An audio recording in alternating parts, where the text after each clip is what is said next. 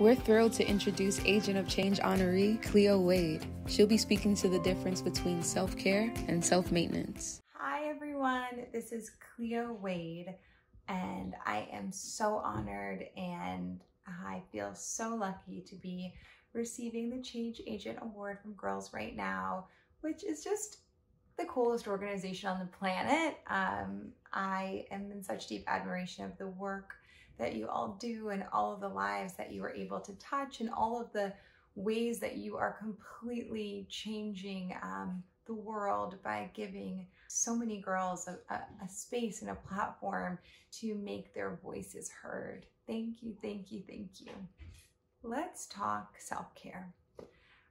One of the things that I find that happens the most often is people really confuse self-maintenance with self-care.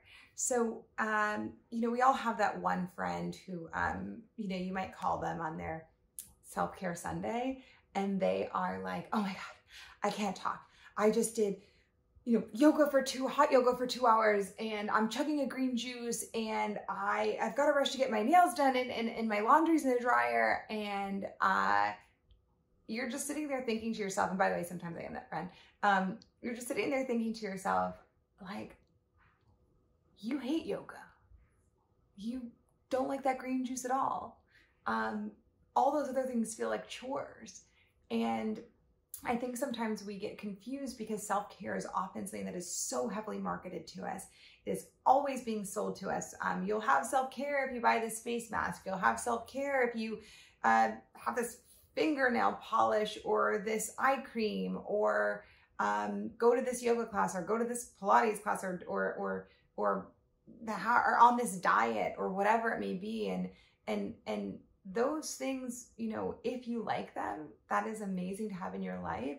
But I like to call those things self-maintenance. They are the things that you have in your life that just help you to feel a little bit like you've got your life, a little bit of a handle on your life in certain ways. I mean, I think we all know what it's like to look down and just feel like you've got your life together a little bit more because you might have a manicure or whatever it may be. But and those things can be a part of your self-care routine, but they're really more of self-maintenance. To me, self-care, and radical self-care at that, are things that always feel good. They're things that bring us back to center. I often say that if self-love is something that says, I love you, then self-care says, prove it. Self-care is how we prove how much we love ourselves. And, sometimes when the world feels so overwhelming, it's important to remember that there are simple, easy ways that you can show love for yourself. One of them being, and by the way, most of them are free. So one of them might be taking a nice long walk, and just getting back into your body in that way and kind of moving some energy out of your body. One might be writing so that you can kind of move all of these thoughts and conflicting feelings and emotions out of your heart or out of your mind, and putting them on paper where you can really look at them and say, gosh, what's real here and what's true, and which parts of these do I need to carry around with me and which parts do I not need to? Which of these things are burdens that no longer serve me? Another one of them could just be taking a deep breath, just going through your day, and I think we all know what it's like to become so busy that you literally forget to breathe. And then all of a sudden you can just even go into the bathroom for 2 minutes, taking a break from your family or your workspace, and just having 3 breaths and dedicating them to yourself. And finally, one that I really like is just staying hydrated, having a glass of water.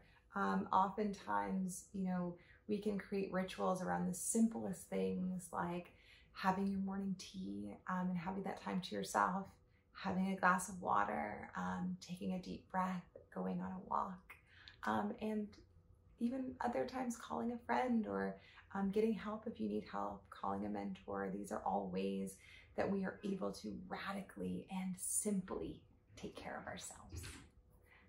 Thank you.